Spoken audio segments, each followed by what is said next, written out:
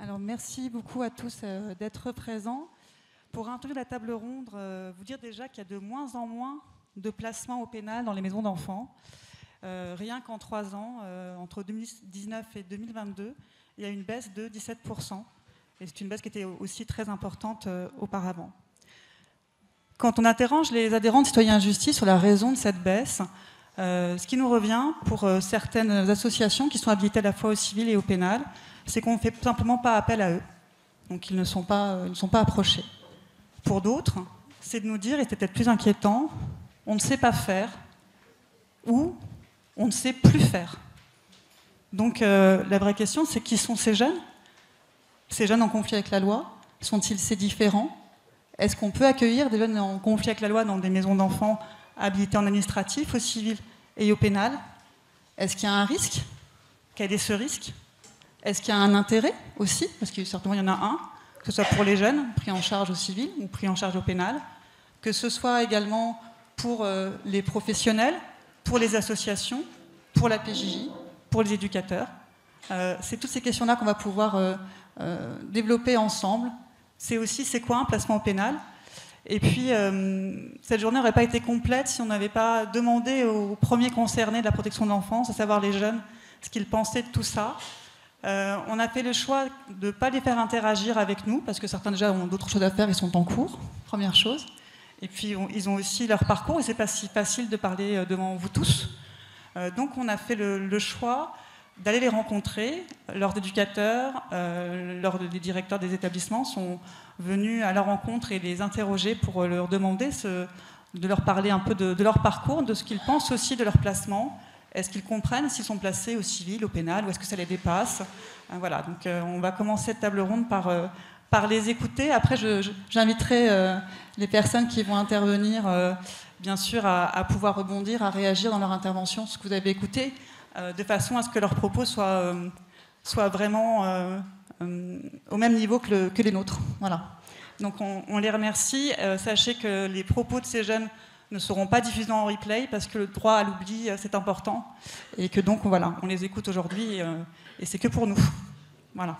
Bon, si on peut lancer les interviews, merci. Un grand merci à E3. Il y avait 2 jeunes filles du CODAS et un jeune garçon qui a accueilli au SAPMN.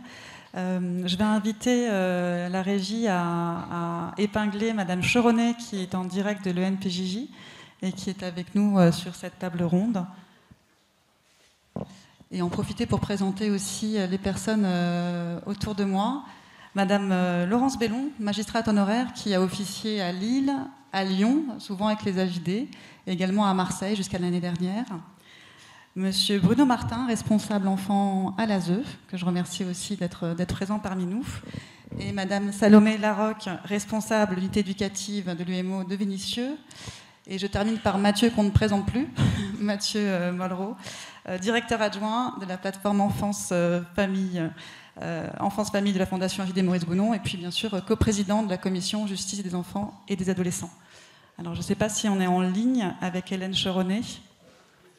Bonjour Hélène. Moi je vous entends. Ah ben parfait. Bonjour à toutes et à tous, je vous entends parfaitement. Alors bienvenue à vous et merci d'être parmi nous en direct de l'ENPJ, puisque c'est le jour de rentrée à l'Éducation nationale de la protection de la jeunesse, donc merci d'être quand même avec nous.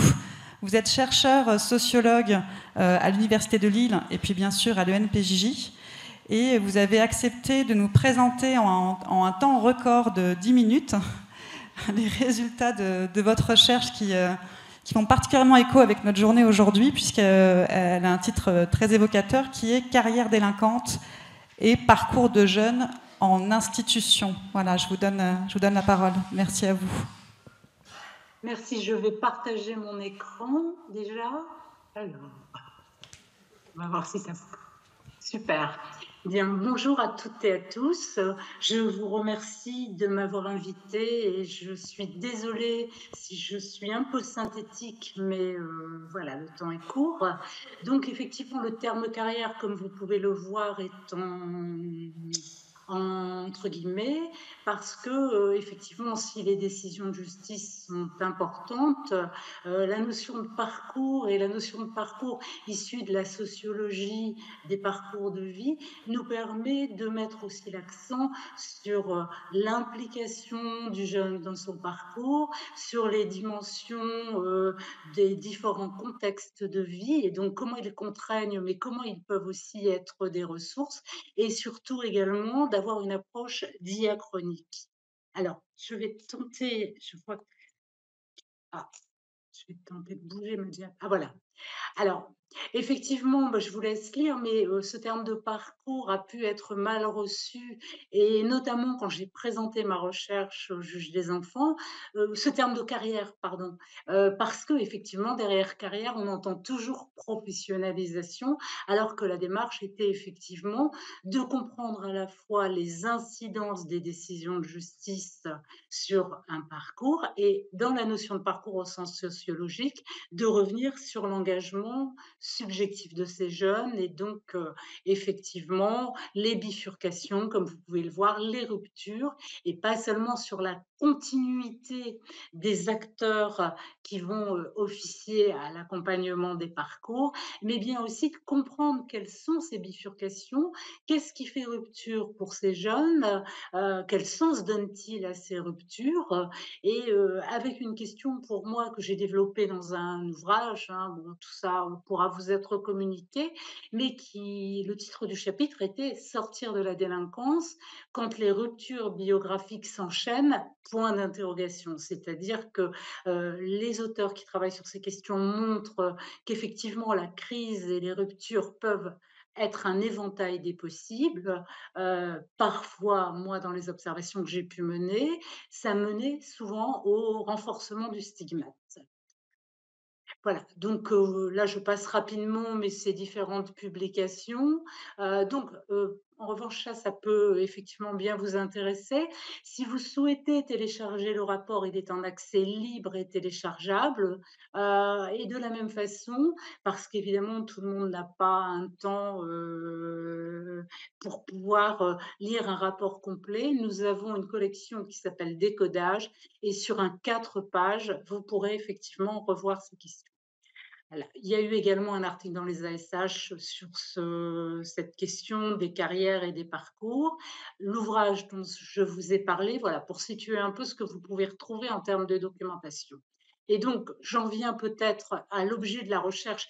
Évidemment, tout ça a évolué depuis, hein, mais je me posais effectivement la question de la circulation de jeunes en conflit avec la loi. Alors, à la fois dans les sectes, dans les établissements de la PJJ, mais également entre l'assistance éducative en milieu ouvert, les placements dans le cadre d'une justice civile et de la justice civile, et également de la justice pénale.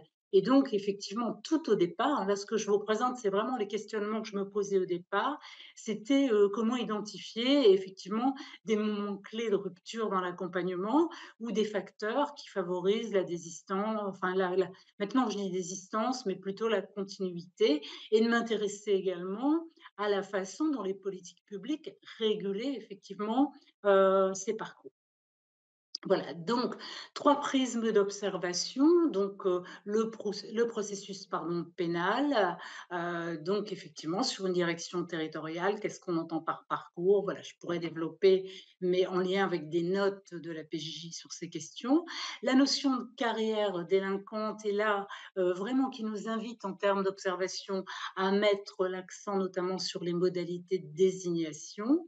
Et le parcours du jeune, et bien là, effectivement, c'est comment s'investissent-ils dans la mise en récit?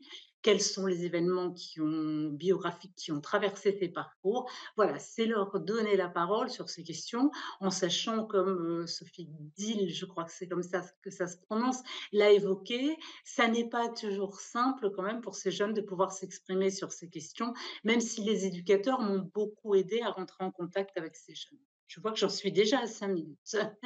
Donc sur la méthodologie, j'y vais très rapidement. Donc des observations, d'audience de COPJ, des entretiens semi-directifs de directeurs territoriaux, des analyses de dossiers éducatifs sur 10 ans, des réalisations de frises biographiques, je vais vous en montrer une, et également une analyse quantitative. Alors sur le casier judiciaire national, on pourra peut-être y revenir dans les questionnements, mais qui était la seule possibilité en termes de base de données à l'époque où j'ai effectué la recherche.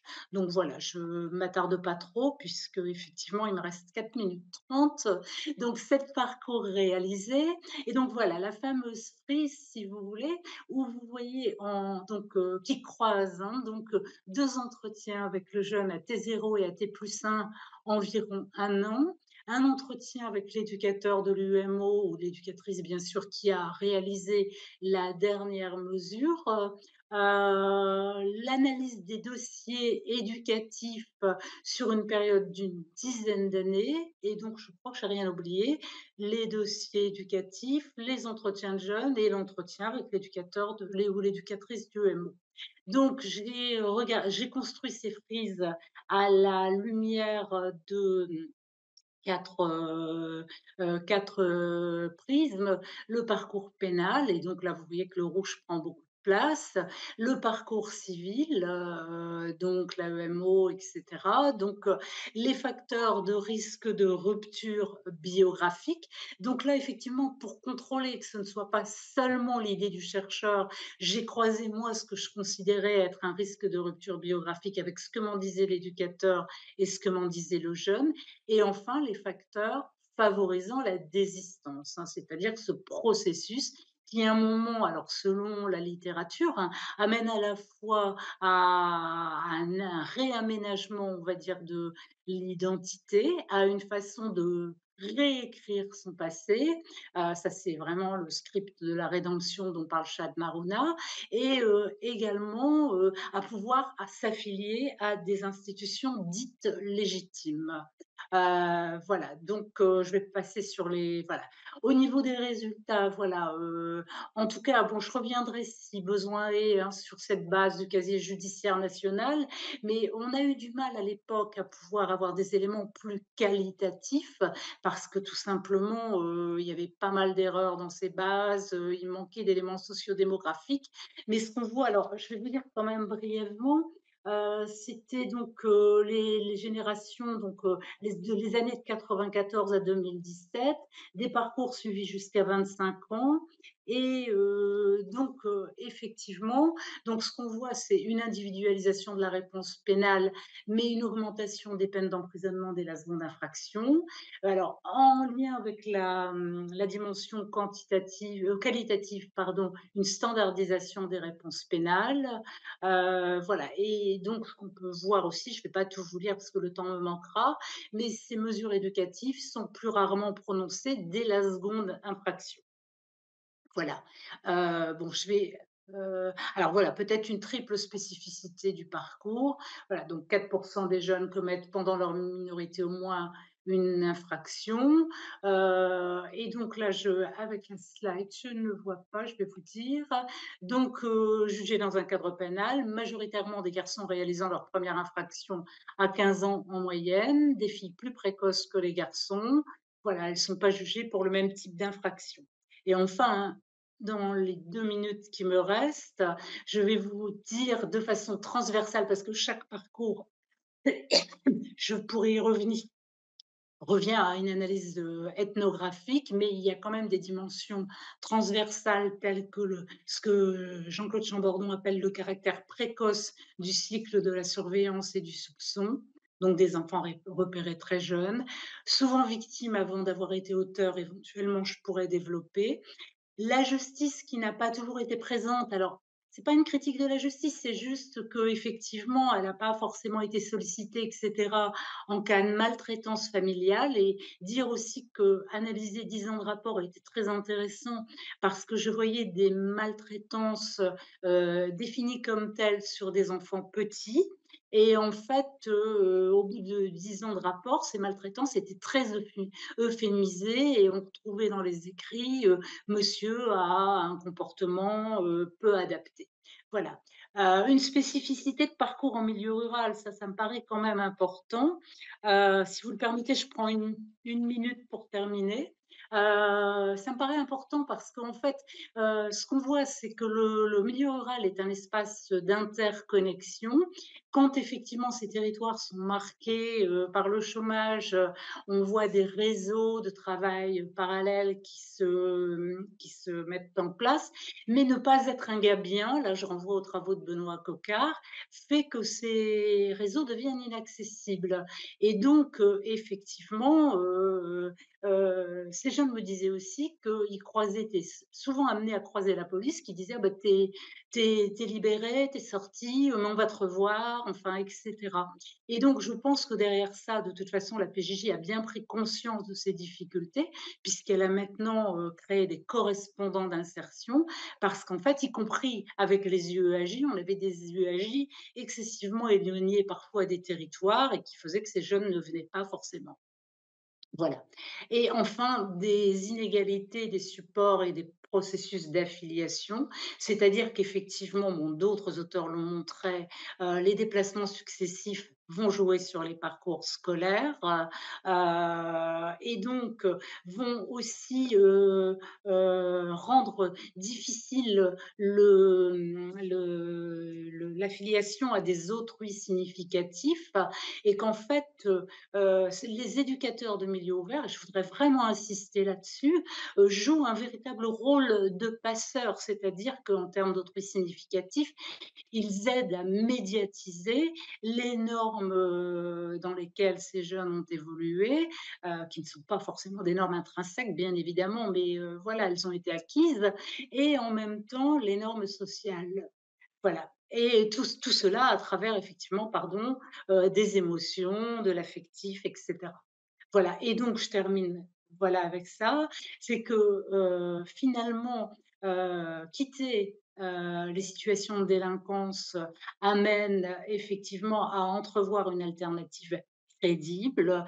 Là, on voit le peu d'étayage, de nouveau je pourrais éventuellement développer dans ce qui est, quitter ces parcours, de délinquance, et donc cette situation particulièrement difficile que souligne notamment Marouane Mohamed, qui a beaucoup travaillé sur les questions de désistance, elle se double de la difficulté de cette transition vers la vie adulte, où il s'agit effectivement de s'inscrire dans des liens sociaux stables, là où effectivement, pour reprendre une expression aussi d'Alice Gaïa qui travaille sur la désistance, les continuums ont été fragmentés. Voilà, je pense que je vais m'en arrêter là et je serai, voilà, j'ai dépassé d'1 minute 40. Excusez-moi pour le propos très synthétique, mais c'était difficile de faire autrement. Vous êtes tout excusé, il n'y a aucun souci, mais un grand merci à vous. Et peut-être dans les questions, moi j'en aurais une tout à l'heure, mais quand on aura fait le tour de table, moi ce qui m'avait, lorsque vous avez présenté cette recherche, ce qui m'avait étonné, c'est de voir que vos parcours, les parcours que vous mettiez en exergue, il y avait une avancée vers le pénal, mais une impossibilité de retourner parfois vers le civil. Enfin, peut-être qu'on en parlera peut-être tout à l'heure. En tout cas, j'aimerais bien que vous puissiez nous en dire quelques mots. Merci encore, Hélène. Je donne la parole à Madame Bellon. Il était indispensable qu'une magistrate puisse nous dire aussi qui sont ces jeunes au pénal et quel choix vous faites en fait. Pourquoi parfois les jeunes en conflit avec la loi vous les placez au civil, parfois au pénal. Est-ce que c'est encore possible? Quelle a été cette évolution aussi sur le choix du statut juridique que vous faites lorsque vous avez un enfant en conflit avec la loi dans votre cabinet? Voilà, merci. À vous.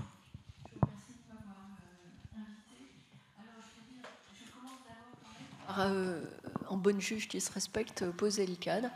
Je vais dire que le colloque d'aujourd'hui ne peut se tenir que parce qu'en fait, en France, on a un système très particulier, c'est que c'est le même juge qui assure la fonction civile et la fonction ou le traitement civil et le traitement pénal de la délinquance. Beaucoup de pays européens ont décidé de scinder, et je dois vous avouer que la grande hiérarchie judiciaire ne rêve que de ça. J'ai jamais compris pourquoi, mais elle est persuadée que si on coupait en deux ces problématiques, ça simplifierait la vie dans les tribunaux pour enfants.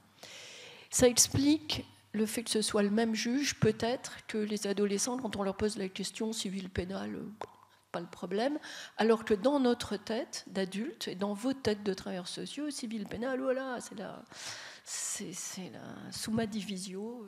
Voilà. Alors, pour cela, je vais reprendre un de mes dadas, c'est de commencer par la différence, bien expliquer la différence civile-pénale.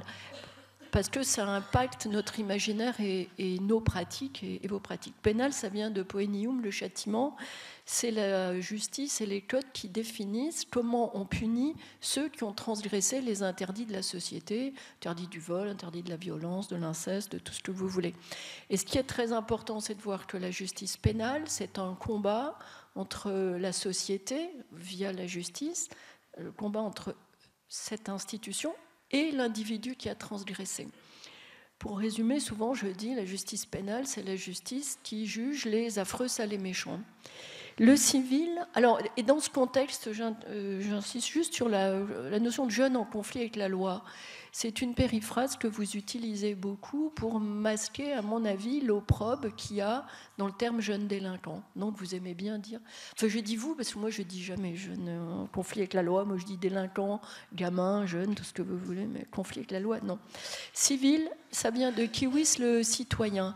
La justice civile, c'est celle qui est dans un rapport totalement différent, c'est celle qui va définir les relations entre les citoyens, à tous les niveaux de la vie quotidienne, le rapport entre le propriétaire et le locataire, entre le conducteur de la voiture et la victime, et puis les rapports au sein de la famille, le mariage, le divorce, l'adoption, la filiation, et ce qui nous intéresse aujourd'hui, l'assistance éducative qui se situe dans le chapitre consacré à l'autorité parentale et qui est un chapitre expressément consacré à la protection de l'enfance, donc l'assistance éducative, la délégation de l'autorité parentale, le retrait de l'autorité parentale. Et si on compare à la justice de l'affreux, sale et méchant, la justice civile, comme M. Jourdain, vous en faites, vous et moi, toute la sainte journée, du moment où on se lève au moment où on se couche. Ça change quand même totalement la tonalité. Et ça devient compliqué quand ces justices civiles et pénales s'appliquent à des adolescents, parce qu'à la fois, on a envie de les protéger, comme tout enfant, tout adolescent, même quand il a fait une connerie, mais en même temps, il faut punir. Et c'est une justice pénale, la justice pénale des mineurs, qui, comme toutes les justices pénales d'ailleurs, va évoluer avec le temps et avec la société dans laquelle elle se développe. Il y a un secret pour personne que la tonalité générale de l'ordonnance de 1945, qui est une tonalité d'humanisme engagé et prônée par des résistants qui avaient fait eux-mêmes l'expérience de la détention, était une tonalité proche, plus favorable aux adolescents, alors qu'on est actuellement dans une demande de répression vis-à-vis de tous les transgresseurs, a fortiori des mineurs. Et dans ce contexte, le CJPM, il faut bien avoir conscience que c'est une recherche de compromis, je dirais quand même très très compliquée. Parce que les grandes orientations de priorité de l'éducatif sur le répressif qui sont formulées au niveau international sont respectées dans les textes du CJPM, mais il y a beaucoup de modalités de la procédure et surtout beaucoup de modalités de la pratique judiciaire qui ont beaucoup changé. Dans les modalités textuelles, je citerai l'audience unique devant le tribunal pour enfants qui ressemble à une petite comparution immédiate. Et dans les pratiques, j'insiste beaucoup pour dire que la grande révolution dans la justice des mineurs, c'est l'augmentation massive des déferrements et qui a changé fondamentalement, on en rentre dans le cœur du sujet, qui a changé fondamentalement le sens du placement. Quand j'ai commencé dans les 20 premières années de ma carrière, parce que j'ai 40 ans à vous raconter, dans les 20 premières années, le placement au pénal, il était préparé comme un placement au civil, c'est-à-dire qu'il y avait des présentations de parcours, des entretiens, des ci, des ça. Et le placement était prononcé comme une mesure pleine et entière, pour la bonne raison aussi que l'ordonnance de 1945 avait été très claire, le juge doit choisir, quand il est avec un adolescent délinquant, soit il opte pour la voie éducative, soit il opte pour la voie répressive. Dans les années 2000, je ne sais plus situé, mais c'était Sarkozy. Dans les années Sarkozy, on a accepté que le juge puisse à la fois prononcer des mesures éducatives au pénal et de la répression. Et je dirais le bazar a commencé un peu à ce moment-là. Et le placement était prononcé indifféremment dans les services dans les établissements de la PJJ ou du SAH, ou même de l'ASE aussi. À partir des années 2000, la gauche... Alors, je vais insister sur gauche-droite, ce n'est pas que je soutienne l'un ou l'autre, mais c'est important que vous vous rendiez compte que dans notre société, c'est un mouvement de fond et pas simplement revendiqué par tel ou tel parti. La gauche, elle a introduit la politique de tolérance zéro, le TTR, ce qui veut dire traitement en temps réel, avec, sur le fond, le slogan de Jean-Pierre Chevènement, il faut une justice rapide et lisible. La droite a continué dans ce sens-là. Elle n'avait pas les mêmes fondements théoriques, mais elle a continué là-dessus. Et donc, c'est la gauche, avec le traitement en temps réel, la tolérance zéro, qui a introduit l'augmentation massive des déferments. Déferments, ça veut dire le mineur, il rentre menottes aux mains dans la continuité de la garde à vue dans les 24 heures. Il faut savoir qu'en 2021, 70% des mineurs marseillais rentraient dans une procédure pénale par la voie du déferment. Et le placement a alors changé de sens. On est passé du placement préparé, version éducative pleine et entière, à un placement qui est désormais prononcé à chaud, dans l'urgence du déferment, en fonction des places disponibles. S'il y a des professionnels de la PJJ et de l'UAT, ils savent de quoi je parle. Et le placement est quasiment maintenant prononcé tout le temps dans le cadre d'un contrôle judiciaire ou d'un sursis probatoire. Les quelques fois, la dernière année où j'ai bossé, où j'ai prononcé des placements secs, c'est-à-dire juste le placement dans le cadre de la mesure éducative judiciaire, on me regardait avec des grands yeux. Dans ce contexte, on est dans les années 2000, et puis à partir des années 2010, la PJJ, au niveau national, pour des raisons politiques et financières, a été obligée d'inventer des structures qui étaient clairement identifiées comme spécialisées pour les délinquants. Et je veux citer donc les CER, Centres éducatifs renforcés, qui sont plutôt des séjours de rupture, et puis les CEF.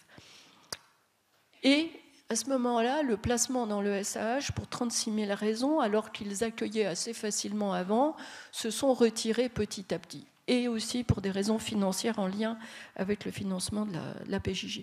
Au point que, par exemple, je crois que à Marseille, il ne reste plus que 2 structures de l'association JB Fouque. Ici, je témoigne les AJD parce que j'arrivais même encore à leur confier quelques mineurs délinquants de Marseille, c'est pour ça que je suis là. Et je trouve très courageux que les AJD et puis Citoyens et Justice montent un colloque sur ce thème aujourd'hui, parce que c'est un peu l'angle mort actuellement de la pratique judiciaire et éducative. Voilà, ça a changé, cette évolution du placement préparé éducatif au pénal à un placement en urgence au moment des déferments, la plupart du temps, et de la crise du déferment. Ça a changé beaucoup de choses. Je prends l'exemple de la fugue. Je me souviens de Damien Mullier, ancien éducateur de la PJJ, ancien juge des enfants et ancien numéro 2 de la PJJ. Un jour, où je discutais avec lui, il me dit « la fugue est inhérente au placement ». Bon, on est d'accord, ok, quand le placement au pénal est prévu comme un placement éducatif à part entière. Ok, quand on sait que de toute façon, dans tout placement, et vous le savez, il y a une prise de risque. Ok, quand vous savez tous par culture professionnelle que la résistance à l'aide, elle est inhérente aux humains et évidemment aux adolescents. Voilà. Mais quand on commence à partir sur des mesures de placement au pénal dans l'urgence, ça commence à devenir compliqué. Ça commence aussi par la difficulté financière. J'ai découvert en préparant ce colloque que la PJJ de Marseille, après je ne sais pas si c'est au niveau national, mais la PJJ de Marseille ne paye plus la place dans le secteur associatif quand il y a une fugue de plus de 2 jours, alors que l'ASE des Bouches-du-Rhône ne paye plus la place quand il y a 15 jours de fugue. Alors c'est sûrement des textes nationaux ou des textes locaux, mais vous voyez que ça ne permet pas une grande fluidité entre les 2 placements. Ça veut dire aussi que qu'est-ce que vous faites de la fugue quand vous êtes juge des enfants et professionnel et que vous êtes dans un cadre pénal contraint de contrôle judiciaire ou de sursis probatoire, parce que normalement, quand vous êtes au pénal, mais je suis désolée, vous ne respectez pas, ben normalement ça tombe. Vous dites à Strauss-Kahn qu'il doit payer 500 000 € de caution, ben, s'il paye 450 000, il sait qu'il va en détention. Quand vous êtes avec un mineur, j'adore Strauss-Kahn pour la pédagogie, quand vous savez... que le texte dit pour les mineurs que le mineur doit, dans le contrôle judiciaire, respecter, la formule, c'est l'obligation de respecter les conditions d'un placement. Est-ce que la fugue, c'est le non-respect ou est-ce que c'est le respect? Finalement, on en arrive à un truc, je dis truc, je ne sais pas quoi dire d'autre, un truc très confus dans la tête de tout le monde, du mineur, des professionnels et du juge des enfants, à savoir à quel moment ça tombe. Et puis un jour, ça tombe. Voilà. Et souvent, c'est vrai, ils ne comprennent pas du tout, et même d'ailleurs les professionnels et nous aussi, pourquoi c'est tombé le jour du déferment, non pas devant la juge référente, mais devant un autre collègue qui est de permanence ce jour-là. Et donc tous les débats de la journée, n'oubliez pas, tous vos débats, ils vont se situer dans cette zone d'incertitude et d'insécurité qui va au-delà de l'insécurité qui est attachée à tout arbitrage judiciaire. Voilà, tout arbitrage judiciaire, il y a un aléa. Mais là, ça va beaucoup plus loin parce que c'est totalement structurel et que, alors je m'engage là maintenant très personnellement, j'ai toujours ressenti cette évolution du placement éducatif pur et entier, si je puis dire, ou plein et entier, vers un placement dans le cadre contraint du pénal, comme une évolution qui plaçait tout le monde dans un système pervers. J'insiste sur le mot pervers. Voilà, mais peut-être que je suis trop pessimiste et que vous me proposerez des pistes plus ouvertes. Je change de registre maintenant parce qu'on m'a demandé de parler de ces mineurs et que je vais parler en fait d'une adolescente qui aurait dû être filmée et puis qui finalement au dernier moment n'a pas accepté. C'était une Marseillaise que j'avais confiée aux AJD. Alors avant, je confirme la statistique qu'il y a beaucoup d'allers-retours entre la délinquance et les enfants, les adolescents en danger, mais quand même une statistique personnelle à laquelle je tiens beaucoup. Un jour à Lille, en écoutant un ado, délinquant, archi-délinquant, je me suis rendu compte que 80% des garçons, les filles je ne sais pas dire, 80% des adolescents délinquants auxquels j'avais affaire avaient été exposés à l'âge de 6-7 ans à des violences conjugales graves de la part du père ou du beau-père sur leur mère. Évidemment, à 5-6 ans, quand vous êtes un garçon et que votre mère est frappée, vous intervenez pour la protéger. Et évidemment, un garçon de 5-6 ans, il y met tout son cœur, toute son énergie, mais il n'arrive pas à arrêter un homme violent. Et ces enfants, à cet âge-là, ils absorbent la violence, c'est sûr, mais l'école, l'investissement dans la scolarité, ou dans la vie, dans la jeunesse, dans l'enfance, tout ça leur permettent de tenir le choc. Simplement, à l'adolescence, ça explose. J'insiste sur le terme « ça » parce que c'est compliqué. Et en fait, je me suis rendu compte, en réfléchissant, qu'ils ont fait une triple expérience traumatisante. Première expérience traumatisante de l'enfance, la vie, c'est la loi de la jungle, c'est-à-dire la loi du plus fort. Deuxième expérience, c'est pas le parent qui protège, c'est l'enfant qui va protéger la mère. Troisième expérience traumatisante, ils font l'expérience de l'impuissance et de la rage, ce qui est une expérience terrible, a fortiori quand vous êtes un adolescent. Et à l'adolescence, je réinsiste, ça explose. Ils n'ont plus de limites, plus aucune confiance. On a parlé de la confiance, mais ils n'ont plus aucune confiance dans les adultes. Et là, je suis optimiste. Il faut des années pour remonter la pente. On peut y arriver, mais il faut des années. Donc l'idée, par exemple, du placement pénal qui, par une baguette magique, va transformer l'adolescent délinquant récidiviste en parfait citoyen, c'est du pipeau. Sur ce qu'ils peuvent ressentir, et je finis là-dessus, je vous donne l'exemple de mon adolescente que j'aimais beaucoup. Elle avait été confiée jeune à l'ASE comme son petit frère. Le système familial, il y avait de la violence à tous les niveaux, violence physique, psychologique, sexuelle, de la psychiatrie, enfin la totale complète. Et puis petit à petit, elle était devenue violente et elle était rentrée dans des trafics de stupes. Et quand moi, alors on est à Marseille, quand moi j'ai commencé à la connaître, c'était une jeune adolescente, 14-15 ans. Elle avait un parcours classique à l'ASE, famille d'accueil, MEX, ensuite un parcours PJJ, d'abord dans un EPE de la PJJ, et puis dans un CER. Et je vais arriver petit à petit finalement à la confier aux AJD. Je vais vous lire les extraits d'un procès verbal d'audience pénale. Je l'ai jugée ce jour-là pour violence et outrage sur un policier. Elle a 17 ans et elle est aux AJD depuis 1 an et elle vit à Lyon, évidemment, puisqu'elle est près à Lyon. Voilà.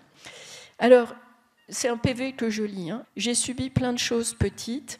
Je n'ai pu le dire que l'année dernière. Mention, la mineure a les larmes aux yeux. Ce n'est pas tous les jours que je pleure, je n'aime pas dire ça tous les jours. Après, point de suspension, parce que je vous saute un paragraphe, elle dit « J'ai failli vriller, comme quelqu'un qui part sur une autre planète et ne revient jamais. Mention, la mineure s'effondre en pleurs. » Et un peu plus loin dans l'audience, on parlait de sa vie aux AJD, puis de ce qu'elle devenait, et là c'est un peu plus optimiste, vous allez voir, elle dit « Je suis attaquante dans l'équipe de foot d'un bled de la région lyonnaise. Moi j'aime bien car toutes les filles ne savent rien de ce que j'ai conscience, de ce que je peux voir, mais qu'elles ne peuvent pas voir. On a l'impression que c'est moi le coach, des fois, tellement la différence est importante. Elles vont à l'école, il y a encore papa et maman, et c'est bien de fréquenter des gens qui vont à l'école et qui ont peur d'avoir peur. » J'adore cette phrase. Moi, ça me fait du bien. C'est un club de riches, on ne va pas se mentir, madame la juge. Voilà. Et je finis en vous rappelant ce que d'habitude je dis toujours en introduction. Éducatif, n'oubliez jamais que ça vient de éduquer, ça veut dire accompagner. Et quand on accompagne, que ce soit un enfant, un adulte ou n'importe sur un chemin, il y a toujours des risques de rencontrer des difficultés. Voilà. Je vous remercie pour votre attention.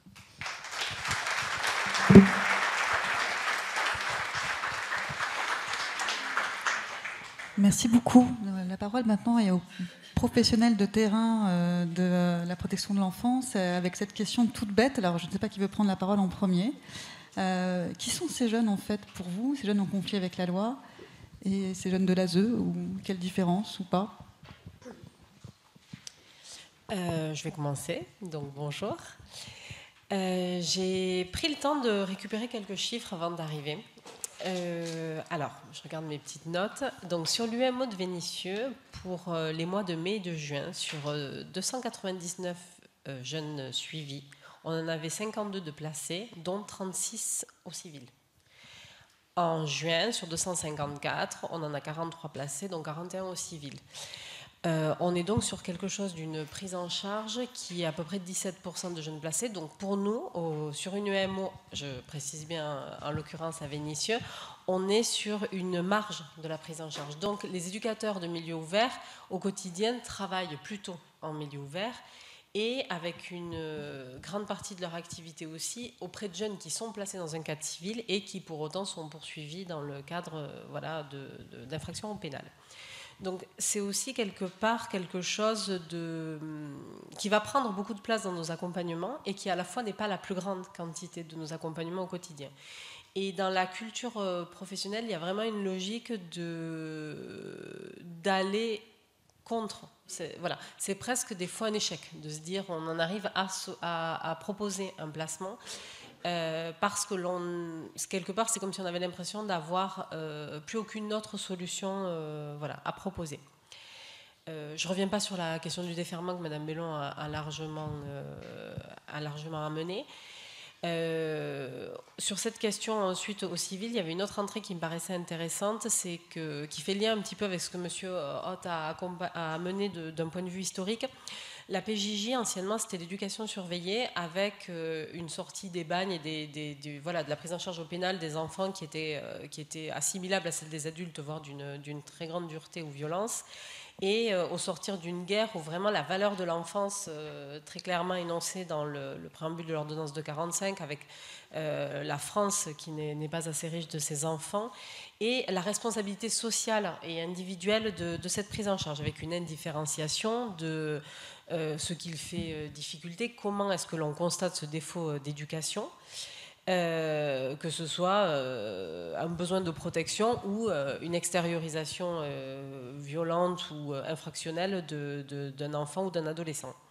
Cette culture-là a duré donc un certain temps, et puis après il y a eu aussi une logique de dissocier ces deux types de prise en charge avec les lois de décentralisation dans les années 80-83 pour être exact, avec la protection de l'enfance qui a été déléguée aux conseils généraux, avec des administrations qui se sont séparées dans les prises en charge, et donc des cultures professionnelles qui se sont certes maillées plus ou moins avec distance ou proximité, on pourrait reprendre les termes également, parce que la question du partenariat est entière aussi. Et la création aussi dans les années 80, enfin, en 90 de la PJJ, avec une logique évolutive également du recentrage au pénal, avec une culture professionnelle, même si la logique de la protection de l'enfance a toujours été dans les textes qui ont régi son action, une culture professionnelle et une formation centrée sur l'infractionnel, la prise en charge, la lutte contre la récidive, et des terminologies aussi qui se sont accrues dans ce sens-là. Et pour autant, les chiffres nous parlent aussi de jeunes, comme vous l'avez rappelé, la moitié des jeunes suivis au pénal ont eu un parcours civil. Donc finalement, ce sont les mêmes jeunes, mais c'est la manière d'approcher les choses, voilà, qui diffère. On en parlera dans les autres questions, évidemment. Mais en tout cas, pour nous, qui sont ces jeunes, ce sont les mêmes. Et c'est comment on va regarder tout ça aujourd'hui. Volontiers. Okay.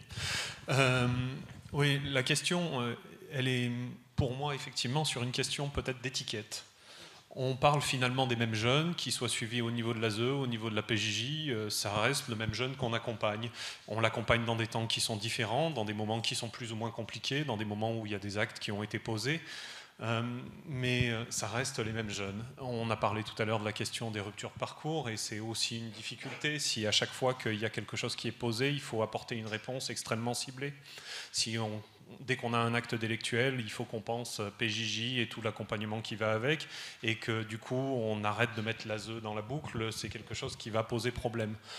Je vais faire un parallèle aussi avec ce qu'on peut vivre au niveau de la santé, puisque ça a été évoqué par M. Haute, et sur la question du soin psychique, au niveau des services, puisque moi je tourne sur tous les services, en fait, je suis membre du groupe Renfort, et souvent la question c'est de dire pourquoi il n'y a pas une prise en charge psy pour tel jeune. Bon, il y a des questions de moyens évidente, mais c'est bien la question de comment est-ce qu'on prend les jeunes dans la globalité, et c'est pas la question de dire le psy doit tout faire de son côté, c'est bien comment est-ce qu'il vient nous aider.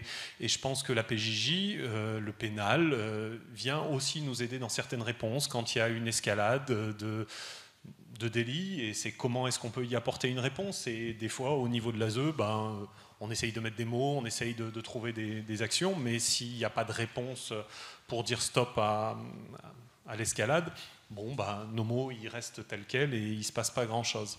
La question du coût de ces jeunes, et puisque quand M. Mollereau m'a parlé de l'intervention, c'était de savoir si ça posait un problème que les jeunes de l'ASE soient accueillis dans des mêmes établissements que des jeunes au titre de la PJJ, mais en fait ça ne pose pas de problème pour deux questions, enfin pour deux principes.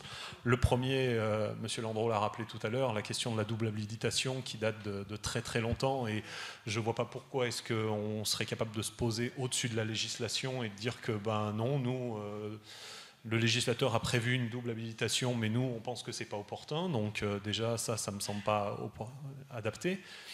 Et puis le deuxième point, c'est effectivement la question de comment est-ce qu'on prend ces jeunes en charge, et de dire que si on les met dans des cases systématiquement en disant alors là, il faut absolument que vous soyez dans un CEF ou dans un CER.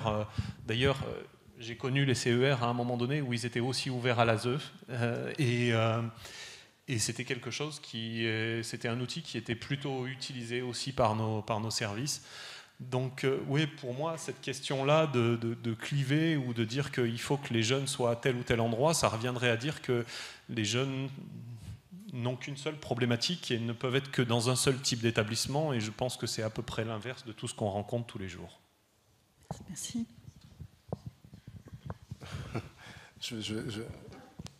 Ok, je prends donc le relais et je rebondis sur ce que tu dis.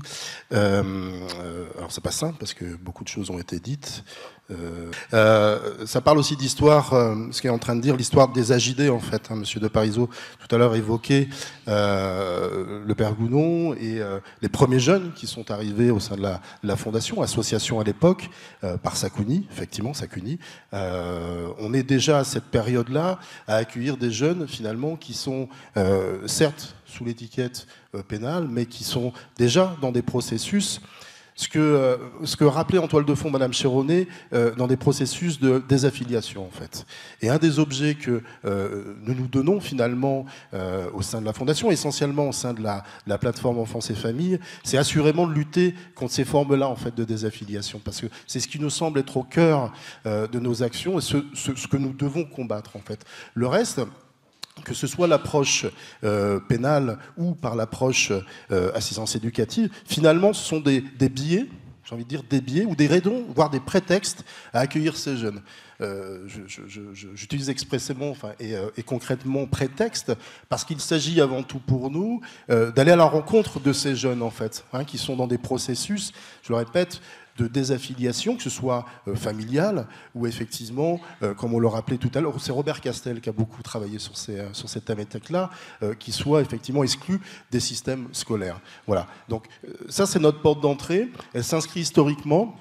Elle s'inscrit aussi historiquement au niveau de la Fondation par ses valeurs et sa culture, c'est-à-dire pour nous accueillir ces jeunes au sein de nos établissements. Alors sur nos 11 ou 12 établissements au sein de la plateforme, je crois qu'on est 5 établissements qui sont habilités à The PJJ. La question qui nous est posée aussi en toile de fond, c'est comment faire société en fait. Voilà. Et c'est cette expérience-là qu'on veut leur faire proposer à ces jeunes. C'est quelle que soit ta trajectoire de vie, ce qui est bien plus important que ce qui t'amène ici, effectivement, c'est comment nous allons faire pour vivre ensemble ce jour et quelle opportunité tu vas avoir d'être avec nous pour advenir demain, en fait, pour que tu adviennes demain. C'est un peu ma thématique du moment, c'est comment faire en sorte que ces jeunes adviennent sujets, en fait. C'est ça qui est le plus important, et je le répète, la porte d'entrée, qu'elle soit par le biais de l'assistance éducative que par le biais du pénal, peu importe. Depuis quelques années, on accueille aussi des jeunes, et Bruno pourrait me le dire aussi, qui ont aussi un parcours dans le secteur du handicap. On sait que c'est aussi un questionnement sur notre territoire, peut-être en France. Alors pour nous, c'est super. Voilà. C'est super parce qu'on se dit, bah tiens, encore des jeunes à accueillir, en fait. Voilà. C'est cet angle-là qui nous intéresse, en fait, finalement. Et on a eu aussi à accueillir ces derniers temps au sein de la plateforme des jeunes qui, a priori, n'allaient pas vivre ensemble, en fait. J'ai un jeune l'été dernier, vraiment, qui était polyhandicapé. Qui s'est finalement qu'on a accueilli au sein d'une MEX à Pomme d'Api. Il y a un gros travail qui avait été fait à l'époque avec les collègues. Alors je dis pas que c'était facile, hein. Non, parce qu'il y a plein, effectivement, d'idées reçues, de représentations, au même type qu'il y en a dans l'accueil des jeunes au pénal. Mais l'air de rien, si on n'est pas animé par cette volonté d'accueillir celui qui est dans un processus de désaffiliation, on passe à côté de lui, en fait. Et effectivement, il s'agit des femmes et des hommes et de leur volonté pour les accueillir. Ce fut, à mon sens, une chouette expérience, peut-être qu'il sera sûrement à renouveler. L'équipe est toujours là, nous sommes toujours là. Mais ce que je trouve intéressant, c'est cette expérience-là, voilà, du faire société, en fait. Effectivement, il faut être engagé, c'est une forme de combat. Il y a la question de la culture dont on parlait tout à l'heure aussi au niveau des AJD, qui nous permet aussi d'être à cet endroit. Et je termine, alors je pourrais dérouler pendant longtemps, mais voilà, je reviens sur cette jeune fille qui nous a traversé nos pensées pendant 2 ans. On en reparlera sûrement dans la deuxième table ronde.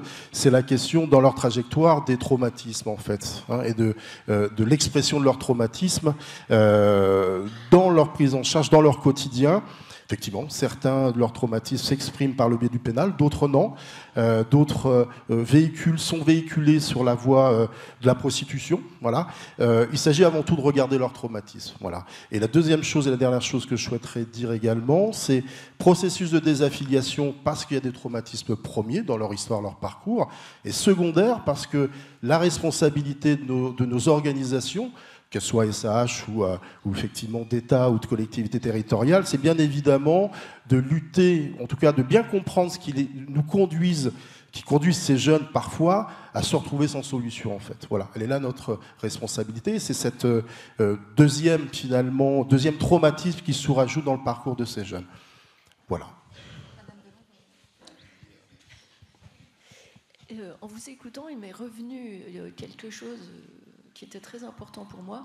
Quand j'enseignais à l'école de la magistrature, je me suis rendu compte qu'il y a beaucoup de juges des enfants, quand je les revoyais après 1 an de pratique ou dans leur formation, qui me disaient, quand c'est un adolescent au civil, je le tutoie, et quand je le vois pour une audience pénale, je le vous vois. Ça m'a toujours paru totalement aberrant, et je vous assure que j'avais un mal de chien à essayer d'expliquer que non, ou on décide de tutoyer les ados, ou on les vous voit, mais ça n'a pas de sens. Dans leur tête à eux, dans notre tête à nous, de professionnels, ça a du sens, mais dans leur tête à eux, ça n'a pas de sens, parce que souvent, ils doivent se dire, mais elle me connaît d'habitude, pourquoi d'habitude elle me tutoie, puis là, elle me voit, oui, elle me tutoie, etc. Et je pense que c'est important que vous le sachiez, parce que ça, plus notre hiérarchie qui rêve un jour de scinder civil-pénal, vous avez une fonction militante là-dessus et pédagogique, c'est d'expliquer aux politiques, d'expliquer aux juges que vous rencontrez, d'expliquer dans la société qu'effectivement, c'est le même. Alors on choisit de le tutoyer ou de le voyer. Ça, c'est notre façon d'être au monde, hein, c'est ce que je leur disais. Moi, je ne vous demande pas de les tutoyer, de les vous voyer, ça c'est vous. Mais vous ne pouvez pas scinder en deux. Or, en fait, on est avec des adultes professionnels, des citoyens relativement cortiqués, qui, on arrive à penser qu'il faut couper en deux comme ça. J'avais une autre question. Durant le temps de préparation de la table ronde, vous avez évoqué quelque chose de très intéressant. On disait qu'il y avait un changement de regard de l'adulte vis-à-vis de l'enfant quand il changeait de statut juridique.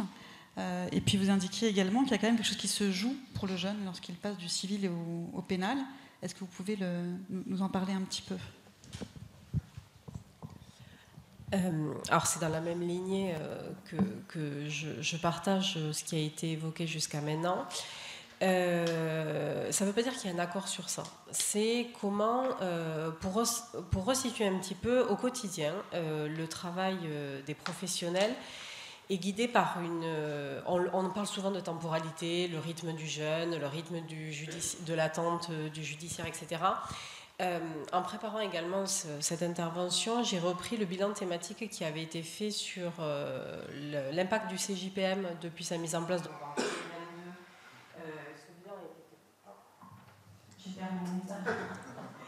Elle a été faite en juillet 2023, donc à aujourd'hui 1 an.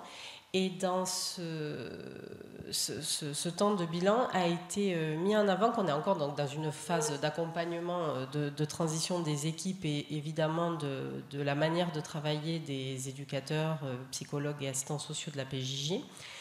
Et quelque chose qui est beaucoup plus centré sur l'orientation que l'accompagnement. Donc la question de l'accompagnement est même encore mis un peu à distance. Et cette temporalité donc, est encore plus décalée.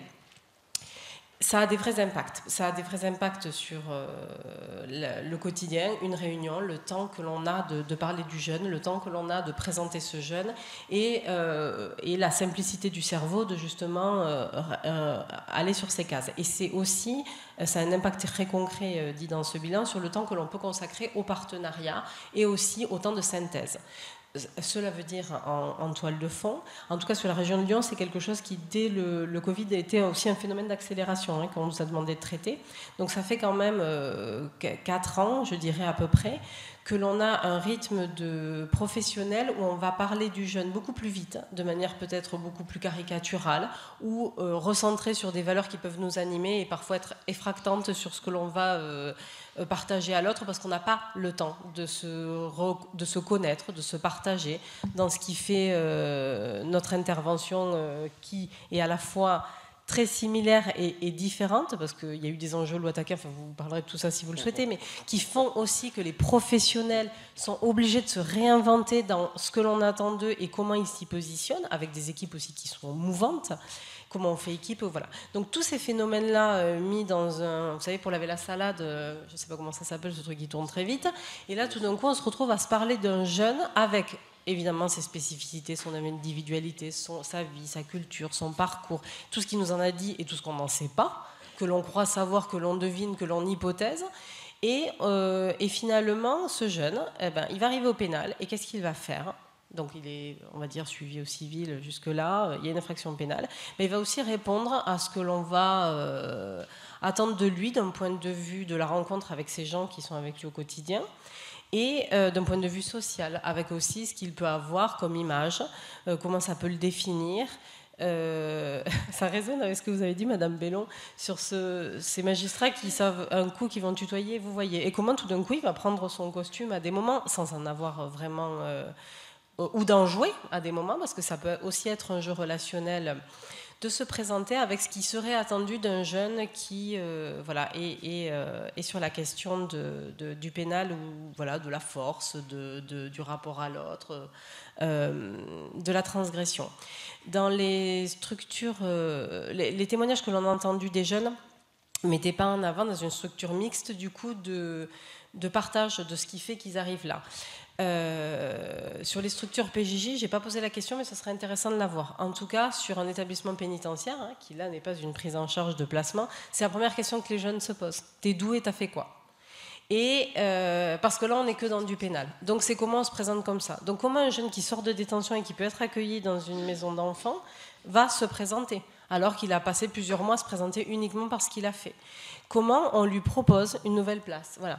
Donc c'est un peu toutes ces questions. J'ai pas une réponse, mais c'est plutôt les problématiques dans lesquelles on va les placer avec notre mélange là de trucs de salade.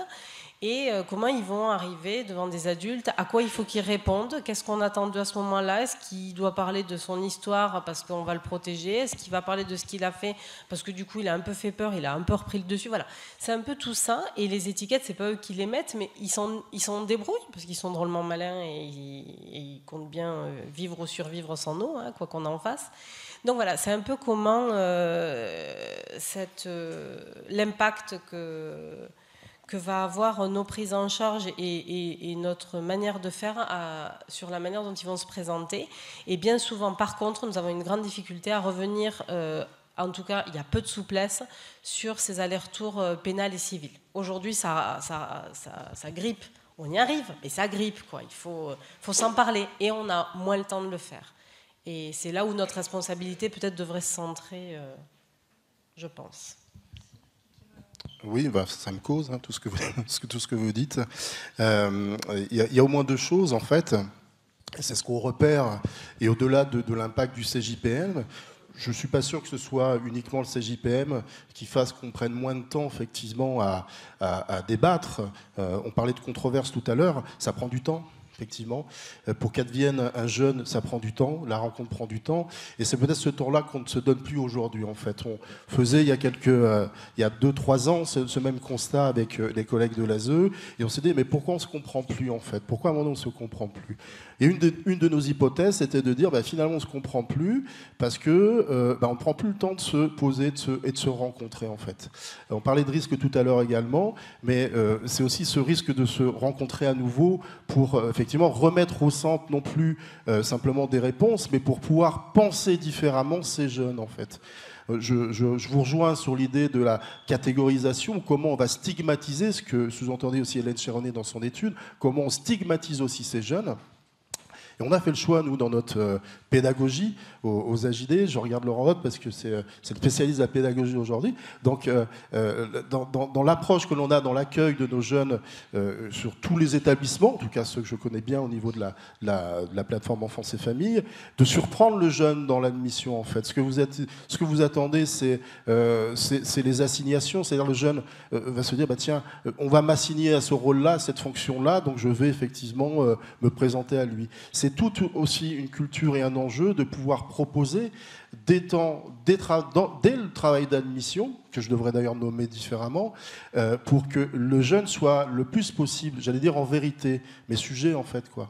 C'est ça dont il s'agit. Non pas simplement en réponse à nos attentes ou au rôle, aux fonctions qu'on lui a attribuées le temps d'une prise en charge en EPM ou ailleurs, mais bien effectivement d'aller chercher ce qui fait chez lui sujet ou bribe de sujet en fait. Je pense que c'était un de ses enjeux chez cette jeune fille en fait. C'était comment de sortir finalement de son parcours familial et des différents placements pour qu'elle se rencontre elle-même, pour qu'elle puisse être en mesure de parler de ce qui fait traumatisme. C'est ça tout le travail de fond en fait.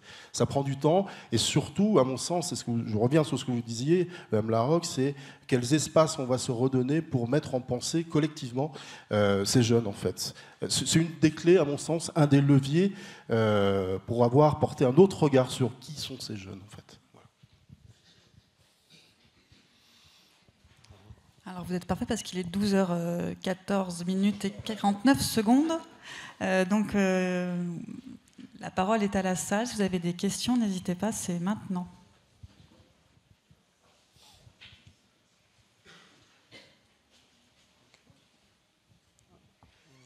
Et est-ce qu'on peut remettre Hélène Cheronnet sur l'écran, qu'on puisse aussi la voir avec nous?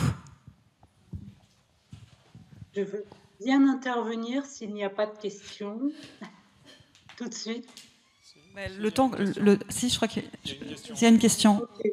Pas de souci, comme je suis à distance, je ne vois pas. Ça marche. Est-ce que je peux faire une remarque? Oui, je reviens sur l'intervention de Madame Bellon. Je vous remercie d'ailleurs de votre intervention. Et il y a quelque chose d'assez déterminant quand même dans les relations entre les juges et les équipes éducatives. Et vous disiez, on ne sait pas quand est-ce que ça va tomber. Et quand on a un jeune qui est à l'audience, on met en garde quand même sur le fait qu'il va être placé, alors souvent en urgence d'ailleurs, et qu'on lui rappelle un certain nombre de règles de l'établissement, ou dans l'établissement, on lui présente comment ça peut marcher. Et puis, le jeune, il va commettre un certain nombre d'actes qui vont aller complètement à l'encontre de la vie de l'établissement, du collectif. Ça peut être de la violence physique, orale, vis-à-vis du personnel éducatif. Certains, on l'a vu dans certaines structures, des départs de feu, enfin on peut tout imaginer, bien au-delà de la fugue d'ailleurs. Et puis, il y a un premier rapport d'incident. Et puis, il y en a un deuxième. Et puis, il y en a un troisième. Et puis, ça ne réagit pas au niveau du juge. Et alors là, il y a un problème de sens.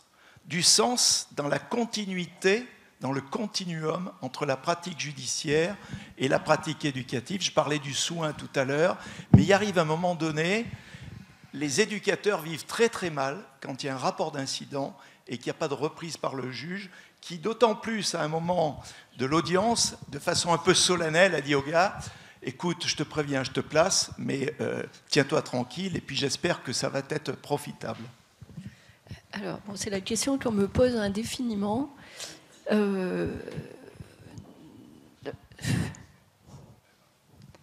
C'est pas... Enfin, je veux dire... la transgression, la fugue, etc., je reprends Muliez, c'est inhérent au placement.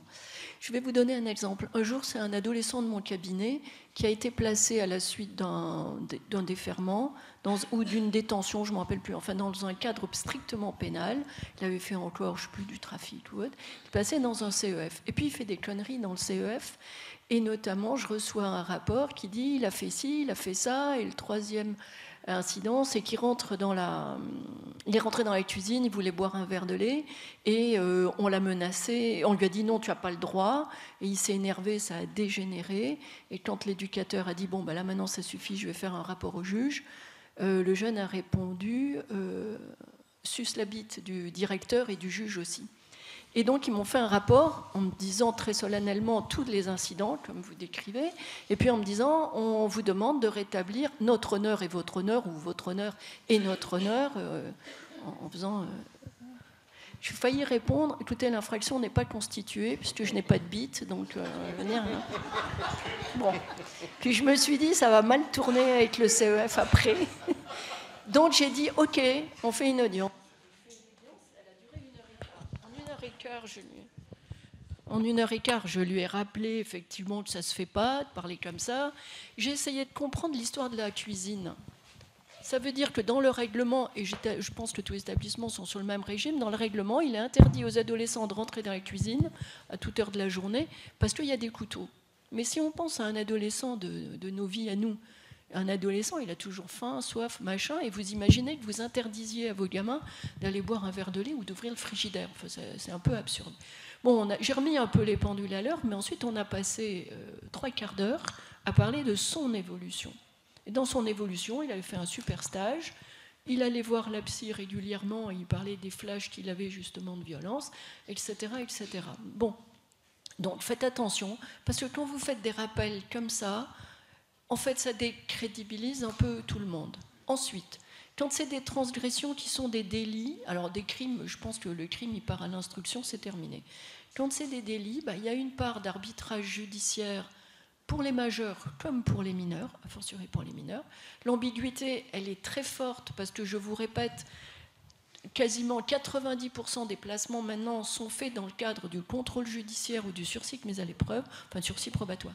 Et si vous lisez le texte du code pénal, un contrôle judiciaire, c'est interdiction de se rendre dans cet endroit, interdiction de fréquenter un tel, saisine du scooter ou de la voiture, interdiction de ci, c'est des interdictions ciblées, définies, circonscrites.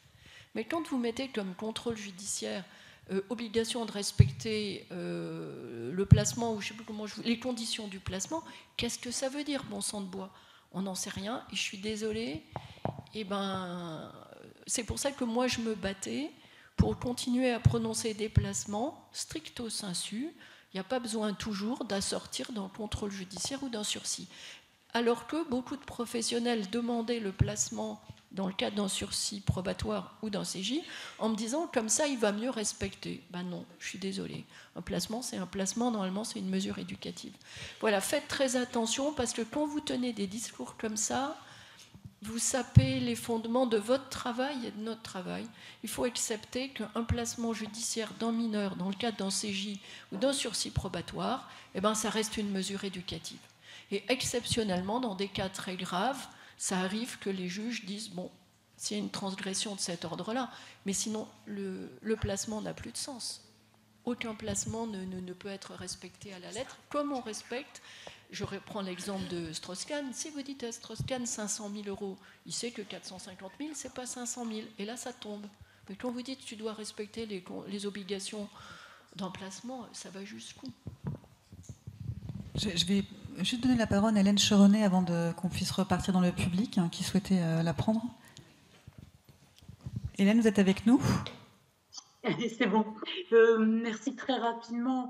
Par rapport à la réversibilité, quelquefois la difficulté de changer de registre institutionnel, j'allais dire, souvenons-nous quand même de la loi de 2007 de protection de l'enfance qui avait réparti les compétences. En 2010, on a une circulaire de la PJJ qui nous parle de travailler sur l'acte et sur la responsabilisation du mineur par rapport à la victime.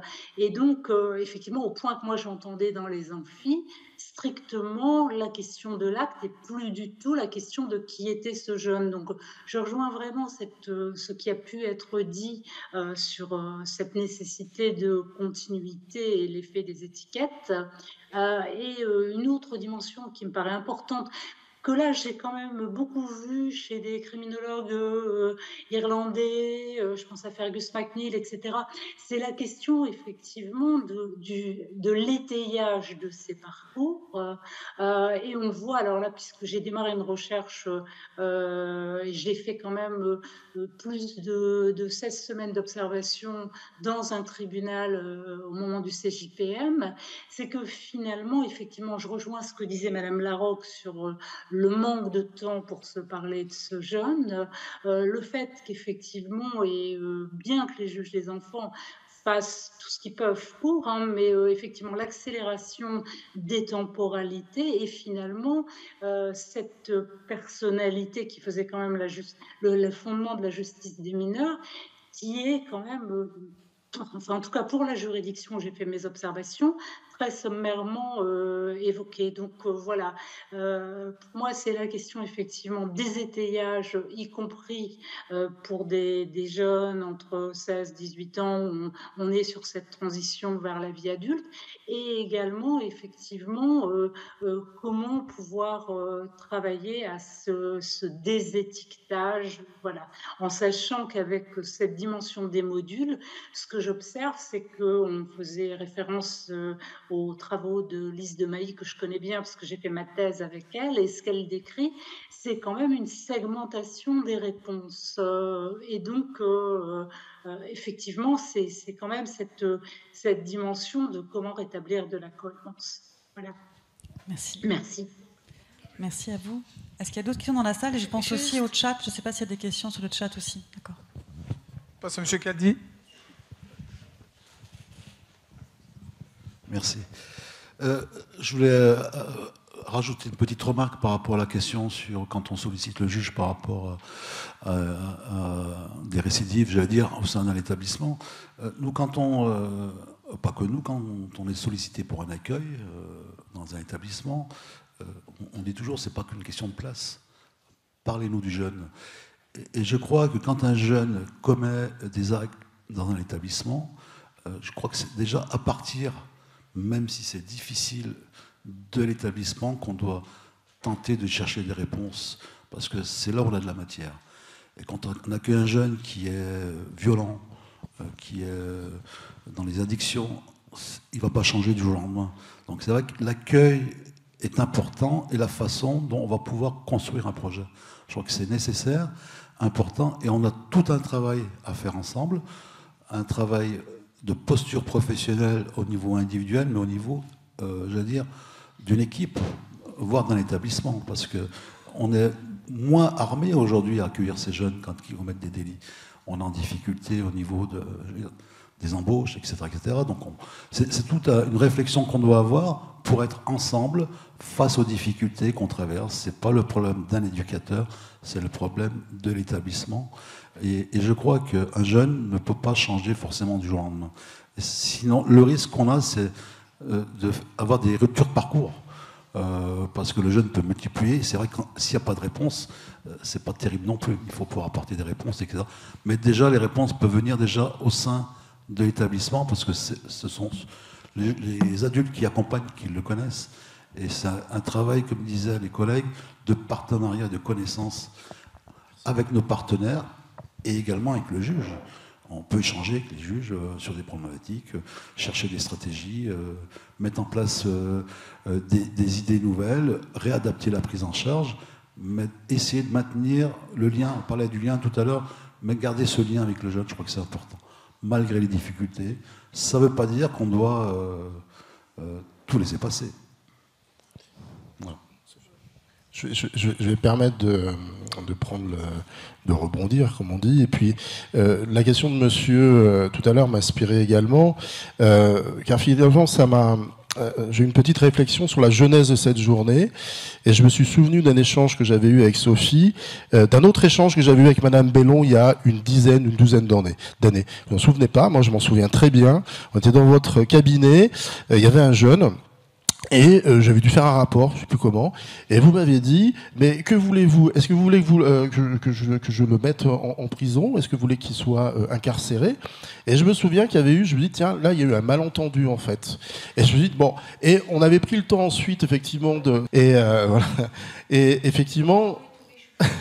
Et on avait pris le temps ensuite de bien échanger, de bien comprendre effectivement ce que vous attendiez, ce que nous attendions. Ce que je veux dire par là, c'est, pour prendre la suite de M. Caldi, c'est bien, et je le pense aussi dans le bureau du juge avec les acteurs, que se construisent effectivement les prises en charge, et les prises en charge les plus complexes, en tout cas, qui nous font réagir d'une certaine manière, la violence étant celle la plus compliquée à appréhender dans nos institutions, et effectivement, il faut en parler, hein, effectivement, c'est pas, voilà, c'est quelque chose, mais c'est quelle réponse on peut construire effectivement à partir du bureau du juge, mais aussi avec les collègues, réponses qui prennent sens pour le jeune en fait. Le but du jeu étant pas effectivement de créer une nouvelle rupture, mais effectivement de travailler avec ce qu'il nous donne à voir de lui et là où il en est en fait. Et c'est ça la culture, ce qu'on doit aussi transmettre au sein de nos équipes, mais aussi aux équipes de direction, c'est pas effectivement parce qu'il y a un passage à l'acte qu'on doit arrêter, au contraire. C'est avant tout à partir de ça qu'on doit repenser le placement en tout cas repenser l'accompagnement du jeune, même si je le nomme accompagnement. Voilà. Ça me fait penser que si on arrive à des malentendus comme ça, c'est aussi beaucoup à cause de cette augmentation massive des déferments.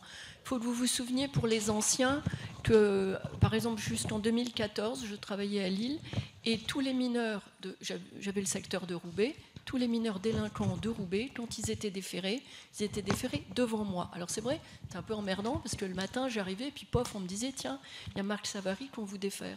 Sauf que quand on me déférait Marc Savary, je savais exactement où il en était. L'éducateur de la PJJ venait me voir, on en discutait, puis je disais bon, plutôt cette orientation, plutôt ça, etc. Voilà. Maintenant, il y a eu une telle augmentation que les juges ont dit non, je ne suis pas taillable et corvéable à merci. Et donc, dans toutes les grandes juridictions notamment, mais je pense aussi les moyennes, les déferments sont assurés à la journée par des juges de permanence. Ça veut dire que les récidivistes, c'est-à-dire les plus mauvais en maths, les plus mauvais en termes d'intégration de la loi pénale, au lieu d'avoir un juge référent, et que les équipes éducatives aient un juge référent, au moment du déferment, ils ont X, Y, Z.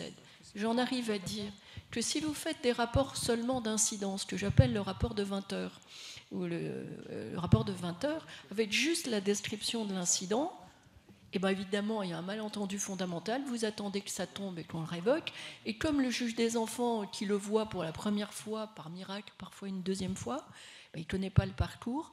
Le parcours est seulement lié au rapport que va faire le SEAT plus ou moins rapidement. Et donc voilà, j'en arrive à vous dire qu'en fait, vos rapports d'incident, ils doivent avoir 10 lignes sur le rapport d'incident, mais il doit avoir 2 pages sur l'évolution à ce moment-là de ce mineur-là. Et peut-être qu'à ce moment-là, les juges comprendront pourquoi ils révoquent ou ils ne révoquent pas et seront capables d'expliquer. On peut dire à un adolescent, bon, tu as encore fait une infraction, une bêtise, une connerie, tout ce que tu veux, mais je ne révoque pas pour telle et telle raison. Voilà. Mais ça, si vous n'apportez pas l'information au juge qui prend le déferment ce jour-là, il ne peut pas l'inventer et ça devient des incompréhensions totales vis-à-vis d'une décision judiciaire. Voilà, faites attention à vos rapports d'incident du 20h. Alors, on a une petite question, une contribution du moins sur le chat. On a 80 personnes actuellement qui sont avec nous à distance. C'est plusieurs questions qui vont nous permettre peut-être, vu l'heure qu'il est, plutôt d'élargir le débat et de partir ensuite manger avec tout ça. C'est Madame Sophie Maurice Pluchon, qui est directrice générale d'un service d'AEMO et de prévention dans la région Grand Est, et puis si j'ai bien compris, qui est aussi déléguée régionale chez Citoyens et Justice, qui finalement, posant plusieurs questions, nous rappelait que cette question des prises en charge d'adolescents ou d'enfants avec des besoins spécifiques pouvait aussi s'élargir aux jeunes qui sont porteurs de handicap ou de maladies psychiques, qui viennent régulièrement questionner nos établissements, pour lesquels on essaye de temps à autre de construire des réponses, mais qui mériteraient nécessairement et sûrement que les choses puissent être pensées à plus haut niveau pour pouvoir aussi accueillir au mieux tous ces jeunes. Voilà, cette question faisait sens aussi, je ferai le lien avec ce qui était rappelé tout à l'heure sur le rôle de passeur des services notamment d'AEMO et qui interviennent dans les familles, voilà, qui sont aussi à la rencontre de ces jeunes-là, qu'il n'est pas toujours simple d'accueillir et pour lesquels des réponses devraient être pensées peut-être plus globalement. Merci. Merci. Donc, il y a une question là-bas. La dernière question ? Je tiens là avant. Passez le micro. On va être pris par le timing. Merci. Je voulais revenir sur ce que Mesdames Chéronnet et Madame Larocque évoquaient sur la question des étiquettes et de la segmentation de la manière dont on voit nos jeunes. Et je voudrais du coup faire le lien avec ce que M. Hoth disait sur la notion de l'échec, c'est-à-dire que c'est un avis tout à fait subjectif, mais j'ai l'impression qu'on a du mal à accepter l'échec quand on voit l'échec du civil, c'est-à-dire on a du mal à voir nos jeunes comme des victimes parce que ça viendrait parler d'un échec de la société à protéger ces jeunes. Et donc, dans leur parcours, on les fait passer symboliquement au pénal en tant que coupable. Et quand on a du mal également à faire le constat d'échec de nos prises en charge, on a tendance actuellement à les faire passer du côté de la psychiatrie ou du handicap. Et j'ai l'impression que ce parcours-là ne fait que avancer de plus en plus, notamment parce que, comme le disait M. Hott, on a de plus en plus de mal à accepter qu'on fait mal ou on fait moins bien qu'avant, ou on n'arrive pas à se renouveler, ou en tout cas qu'il y a cette notion d'échec-là que collectivement on a du mal à regarder. Et je me demandais comment on pourrait faire avancer les choses dans du mieux, en tout cas pour éviter les étiquetages et la segmentation des prises en charge. Oui, je ne sais pas si je vais réussir à répondre à cette question parce qu'elle me semble assez complexe. Il y a juste un mot qui me fait réagir, c'est le mot échec. Parce que en fait, on ne sait pas si c'est un échec. Il y a récemment, je suis désolé, je vais citer un sportif, Giannis Antetokounmpo, un sportif américain qui a été interviewé suite à une défaite assez cuisante et le journaliste lui disait du coup vous avez échoué dans votre saison, comment est-ce que vous vivez cet échec? Et il a pu dire, mais c'est pas un échec, c'est juste un processus, c'est un apprentissage vers la victoire. Parce que forcément, on ne peut pas gagner tout le temps, parce que forcément, il y a des moments où on se plante, et c'est le moment où on apprend quelque chose et où on va revenir derrière. Si toute une saison se résume juste à est-ce qu'on a gagné à la fin ou est-ce qu'on a perdu, eh ben, c'est forcément quelque chose de décevant. Et dans la vie, finalement, c'est aussi pareil. Si à un moment donné, il y a un coup d'arrêt et que ça devient un échec, on s'arrête, on met la clé sous la porte et puis c'est terminé. Et en fait, c'est des processus qui nous permettent aussi d'avancer et qui permettent de rebondir. Souvent, vous parlez d'échecs ou de ces incidents où on attend une sanction. En fait, c'est souvent parce que les équipes manquent d'étayage de supervision qui permettrait d'interpréter dans un parcours. Et c'est très net. Dans les rapports, il y en a de moins en moins. On ne sent pas le travail d'interprétation qui pourrait être fait au regard du parcours, au regard de la psychologie, de tout ce que vous voulez, et du cheminement thérapeutique ou non que fait l'adolescent. Mais ça, c'est lié à la structure de vos équipes. Et puis, Laurent Hott a parlé de la valse à 3 temps, puis de la valse à 1000 temps. Justement, je pense par rapport à cette notion d'échec, je ne sais pas si vous voulez en dire quelque chose. Merci. Je vous écoute attentivement, c'est très intéressant. Par contre, moi, je ne vois pas la place de la famille pour ces enfants. Et je me questionne. On a l'impression dans les échanges aujourd'hui, personne n'a de famille. Il n'y a pas de parents, pas de grands-parents, pas d'oncles, pas de tantes. Quelle est la place de la famille? Nous, on vient aussi poser cette question en soutien à la parentalité, ne pas enfoncer les familles. Ce qui est le cas aujourd'hui, on dénonce des comportements. Bien sûr qu'il y a des familles maltraitantes, on en est bien sûr, mais aujourd'hui, il y a des familles aussi qui ne maltraitent pas leurs enfants, à qui on a arraché leurs enfants et qui se battent. On a ce fameux article 375-3 du Code civil qui existe, le tiers digne de confiance. Qu'est-ce qu'on en fait? Comment il se positionne? Comment la justice se positionne face à ce tiers digne de confiance? Où on les trouve? Où ils sont? Aujourd'hui, nous sommes appelés par des familles au quotidien, des grands-mères, des grands-pères, des oncles et des tantes, qui nous disent qu'ils ne voient plus leurs enfants et leurs petits-enfants. Qu'est-ce qu'on en fait aujourd'hui des familles? Parce que ces jeunes-là vont aussi devenir des familles. Qu'est-ce qu'ils vont faire? Qu'est-ce qu'ils vont faire comme famille? Qu'est-ce que ça va être leur famille? Comment ils vont vivre? Donc moi, je vous pose cette question. Qu'est-ce qu'on fait? Comment on répond à la famille? Comment on leur répond, tout simplement? Merci. Je vais comment répondre? J'espère qu'on va continuer à échanger cette journée. Elle est en filigrane, la question de la famille. Vous avez raison, effectivement. À quel moment elle est là, à quel moment elle intervient.